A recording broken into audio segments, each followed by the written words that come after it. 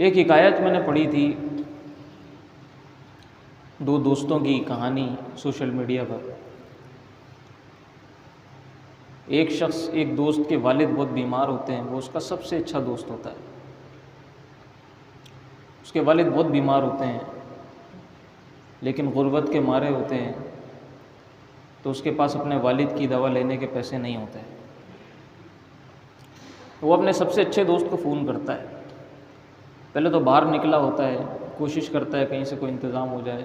थक हार के वो अपने सबसे अच्छे दोस्त को फ़ोन करता है और उससे कहता है कि भाई घर में ये हालात हैं, अब्बा की दवाई के पैसे नहीं हैं, तो कुछ मेरी मदद कर दो।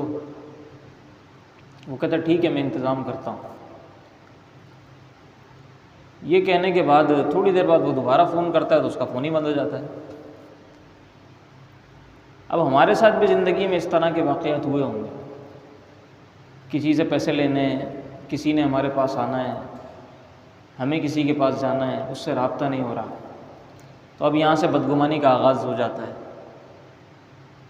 कि उसने नंबर बंद कर दिया, नहीं देने थे पैसे तो वैसे ही मना कर देता, क्यों आसरे में रखा मुझे तो बहुत इसकी दोस्ती पर नाज था, ये तो बड़ा दावे किया करता था, मेरा सबसे अच्छा दोस्त है।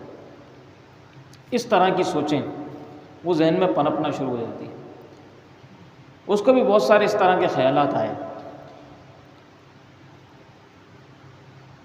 फिर अचानक उसने कहा कि चलो थक हार के घर जाकर ज़रा अब्बू की ख़बर तो लूँ, अब्बू के हालात क्या हैं। जब घर गया देखा तो अब्बू के सराहाने दवाइयाँ रखी हुई हैं। उसने कहा ये दवाइयाँ कहाँ से आई? उसने अपने भाई से पूछा, तो भाई ने कहा कि आपके जो दोस्त हैं ना, वो देकर गए। तो उसने कहा मेरा तो वो फ़ोन नहीं उठा रहा, फ़ोन ही उसका बंद पड़ा हुआ है, और घर आके वो दवाइयाँ दे के चला गया, ये माजरा क्या है? उसने कहा चलो उसके घर जाते हैं, एक तो उसका शुक्रिया भी अदा करते हैं, पूछते हैं भाई खैरियत है, फ़ोन क्यों बंद हो गया तुम्हारा?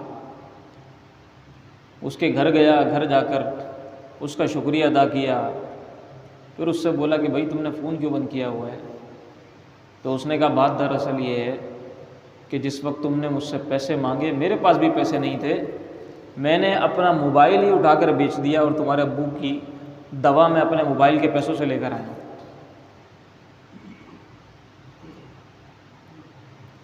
अब बताओ, उसने जितनी बदगुमानियाँ उसके लिए की हुई थी, अंदर ही अंदर वो शर्मिंदा होने लगा और अपने दोस्त से माफ़ियाँ मांगने लगा कि मैंने तो तुम्हारे बारे में न जाने क्या क्या सोच लिया था, तुमने तो अपना मोबाइल बेच दिया मेरे अब्बू की दवा के लिए, तुमने तो दोस्ती का हक़ अदा कर दिया।